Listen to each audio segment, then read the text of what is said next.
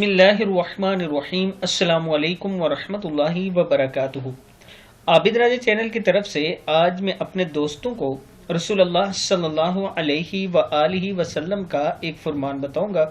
اس سے پہلے میں اپنے تمام دوستوں سے گزارش کروں گا کہ اس ویڈیو کو آپ نے آگے ضرور شیئر کرنا ہے۔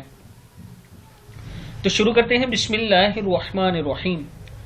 سیدنا عمر بن خطاب رضی اللہ تعالی عنہ فرماتے ہیں کہ رسول اللہ صلی اللہ علیہ وآلہ وسلم نے فرمایا، اذان سن کر اس طرح جواب دینا چاہیے، لیکن حی علی الصلاۃ اور حی علی الفلاح کے جواب میں لا حول ولا قوت الا باللہ کہنا چاہیے۔ نہیں نیکی کرنے کی قوت اور نہ گناہ سے بچنے کی طاقت مگر اللہ تعالیٰ کی توفیق سے۔ یہ کتاب کا حوالہ نیچے موجود ہے، آپ دیکھ سکتے ہیں۔